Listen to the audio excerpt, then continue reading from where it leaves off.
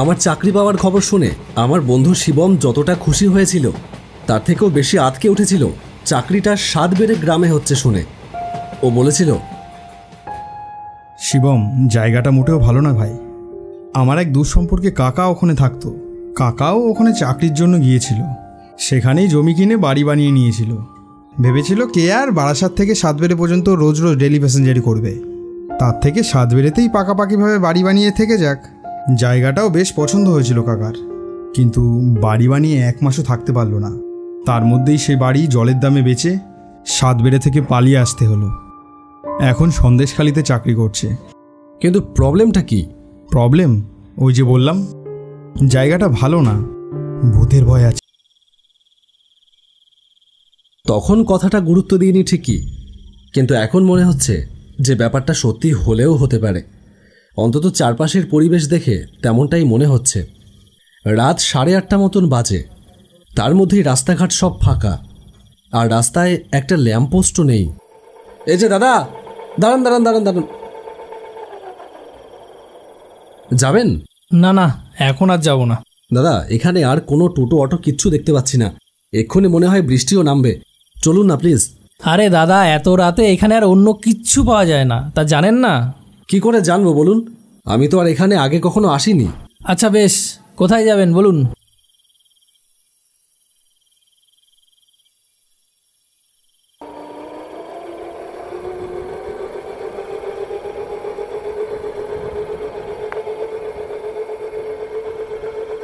আপনাদের এখানে এত অন্ধকার কেন? আর এখন কতই বা রাত হয়েছে, এরই মধ্যে চারিদিক এরকম ফাঁকা হয়ে গেছে। এখানে এটাই নিয়ম দাদা, রাত 8টার পরে এখানে আর তেমন কোনো লোকজন দেখতে পাওয়া যায় না। রাত 9টা মানে এখানে মধ্যরাত। তা দাদা, আপনি এখানে কোথায় যাবেন? আমি এখানে কৃষি বিভাগের কাজে এসেছি। আজকে রাত্রিটা অফিস কোয়ার্টারেই থাকবো। হ্যাঁ, কি বলছেন? আপনি ওই কোয়ার্টারে থাকবেন? হ্যাঁ থাকবো। কেন, কি হয়েছে? জায়গাটা তো ভালো না দাদা, চারপাশে কোনো লোক বসতি নেই, শুধু বাঁশবাগান। আর ওই বাঁশবাগানটাই ভালো না, ওখানে কিছু একটা আছে। কি আছে? আপনাকে এখানেই নেমে যেতে হবে দাদা। এখান থেকে একটু হেঁটে গেলেই আপনি কোয়ার্টার দেখতে পাবেন। সে কি, এখানে নামাবে? একেবারে কোয়ার্টারের সামনেই তো নামাতে পারতে। না দাদা, এত রাতে ওখানে যাব না, আপনি এখানেই নেমে যান। আচ্ছা ঠিক আছে।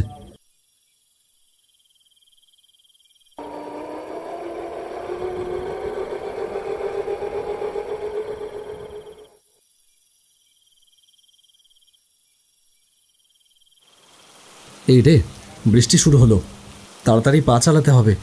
এই বাঁশঝাড়ের মধ্যে দিয়ে রাস্তাটা যেন কীরকম একটা অদ্ভুত রকমের। গাটা কেমন যেন ছমছম করছে, আর কেমন যেন একটা ঠান্ডা। কোথায়? কাউকেই তো দেখতে পাচ্ছি না। এ তো ভারী মুশকিল। চাবি দিতে একজনের তো আসবার কথা ছিল, কিন্তু আশেপাশে তো কাউকেই দেখতে পাচ্ছি না। এখন দেখছি কাল সকালেই আসলে ভালো হতো।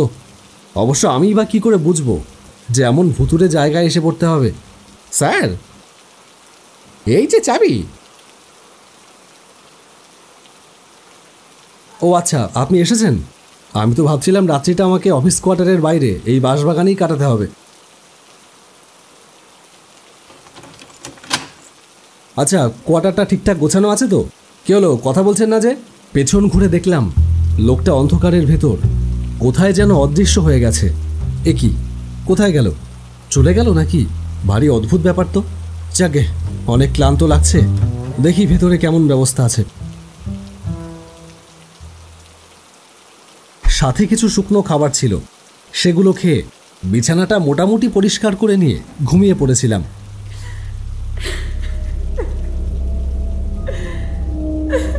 হঠাৎ, এ কি, এত রাতে কে কাঁদছে এখানে? একটা মেয়ের কান্না বলেই তো মনে হচ্ছে। উঠে বসে পড়লাম বিছানায়। মোবাইলটা হাতে নিয়ে দেখলাম রাত 11:30 বাজে। আশেপাশে কোনো লোকবসতি নেই। তাহলে কোথা থেকে আসছে এই কান্নার আওয়াজ? ভাবতে না ভাবতেই সেই কান্না থেমে গেল, আর কোনো আওয়াজ আসছে না। ভুল শুনলাম নাকি? তাই হবে হয়তো, না হলে এত রাতে এই বাঁশবাগানের ভেতর একটা মেয়ে কেন কাঁদতে যাবে? না, শুয়েই পড়ি, কাল সকাল সকাল আবার অফিস জয়েন করতে হবে। কৃষি বিভাগের অফিসটা বাজারের কাছে, আর কোয়ার্টারটা এমন জায়গায় দিয়েছে কেন কে জানে। যাকে অত ভেবে আমার কাজ কি, আমি বরং ঘুমিয়ে পড়ি।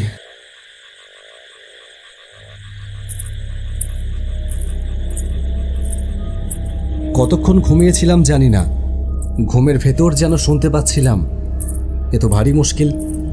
একবার কান্নার শব্দ, একবার নুপুরের শব্দ। কি হচ্ছে এসব? কেউ কি আমার সাথে মজা করছে? দরজা খুলে একবার কি দেখব বাইরে বেরিয়ে?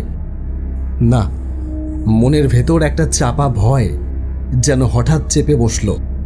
ভাবলাম থাক, যা হয় হয়ে যাক, আমি চুপ করে শুয়ে থাকি, তারপর সকাল হলে দেখা যাবে। ব্যাস ব্যাস ব্যাস, এইখানে দাঁড়াও।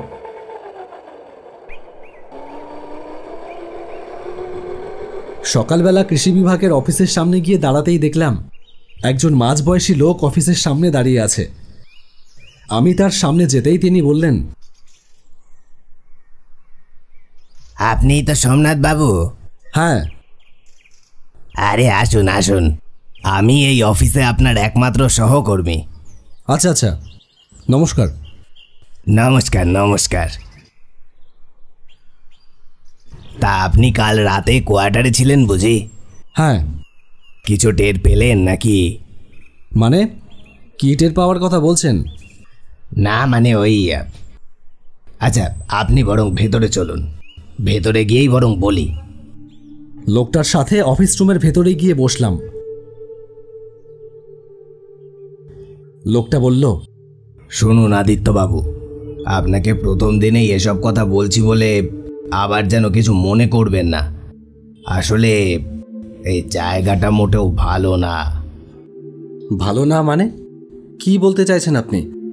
ভালো না মানে আপনাকে কি করে যে বোঝাই।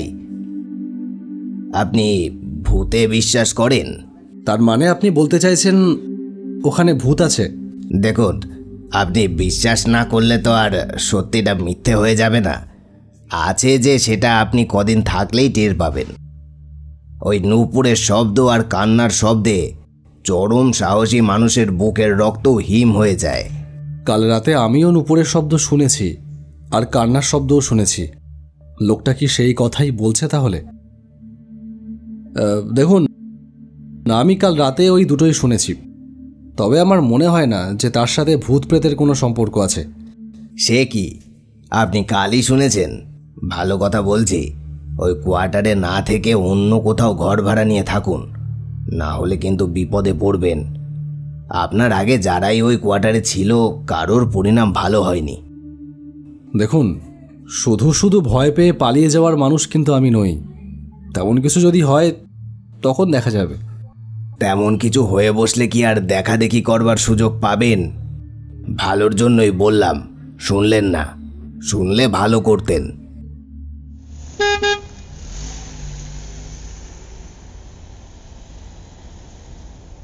কাজ ছেড়ে বিকেলে বাজার থেকে প্রয়োজনীয় কিছু জিনিস কিনে এনে কোয়ার্টারে পৌঁছালাম। টিউবলাইটটা খারাপ ছিল। আজ বাজার থেকে নতুন একটা টিউবলাইট কিনে এনে সেটা লাগিয়ে আলো জ্বালালাম। সাদা আলোয় ভরে গেল ঘরের ভেতরটা। আলো থাকলে মনে সাহস থাকে, সহজে ভয়ে চেপে বসতে পারে না। ঘরের ভেতর একটা কোণার দিকে চোখ পড়তেই দেখতে পেলাম একটা সাদা রঙের ছোট প্যাকেট পড়ে আছে দেওয়ালের গা ঘেঁষে। কিসের প্যাকেট ওটা? কাছে গিয়ে সেটা হাতে তুলে নিলাম।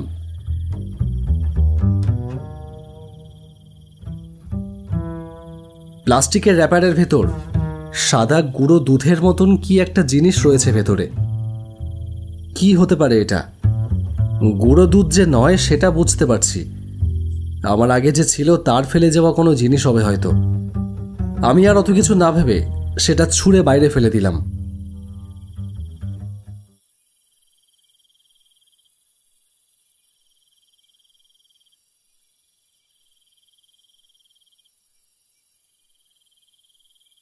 রাতে খাওয়া দাওয়া সেরে ঘুমিয়ে পড়েছি।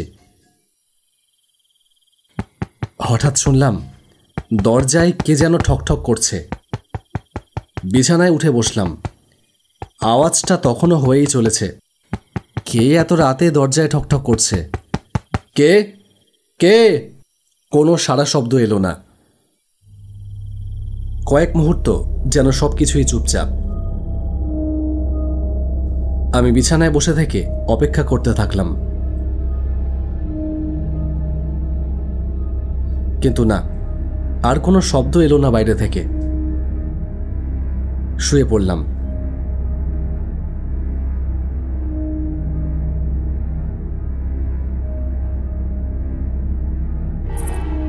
কিছুক্ষণ পরে আবার কাল রাতের মতন নুপুরের শব্দ। না, ভয় করলে চলবে না, আমাকে রহস্যটা জানতে হবে। উঠে বসলাম আবার।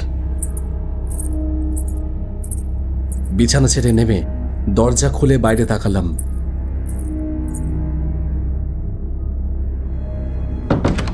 ঘুটঘুটে কালো রাতের অন্ধকারের ভেতর আমার সামনে দাঁড়িয়ে আছে একটা সাদা কাপড় পরা নারী মূর্তি।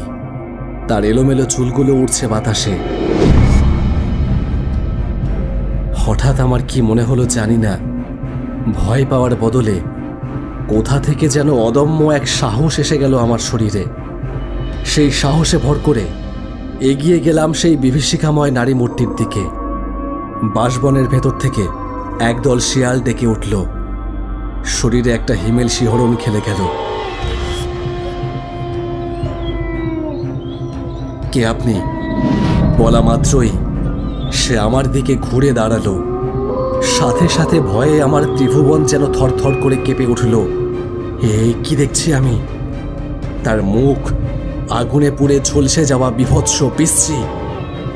চোখ দুটো যেন কোটর থেকে ঠিকরে বেরিয়ে গেছে কবে। তার জায়গায় এখন রয়েছে দুটো বড় কালো গর্ত।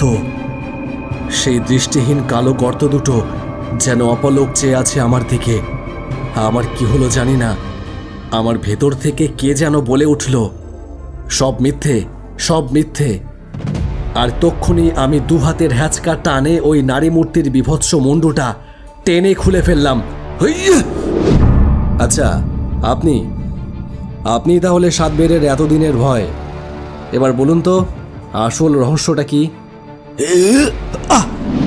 লোকটা আমাকে সজোরে ধাক্কা মেরেই উল্টো দিকে দৌড়াতে শুরু করলো। পাড়ার দৌড় প্রতিযোগিতায় আমি বরাবরই ফার্স্ট হই, সেই বিদ্যে এইবার কাজে লাগবে। আমিও করলাম তাকে তাড়া।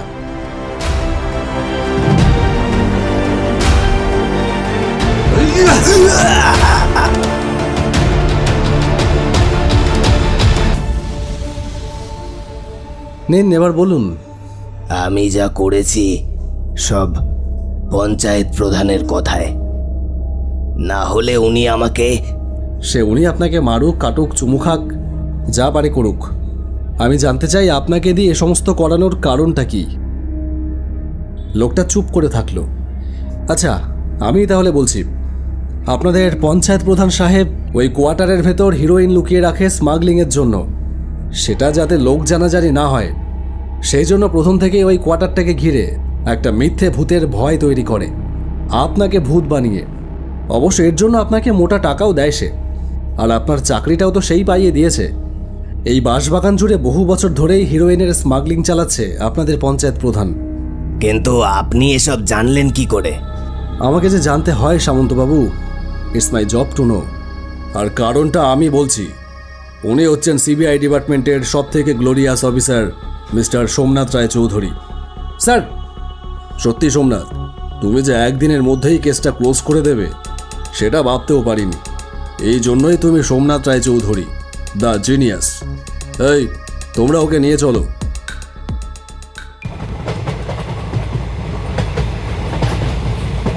পরদিন সকালবেলা সাতবেরে স্টেশন থেকে ট্রেনে চেপে বসলাম। এখানের কাজ শেষ।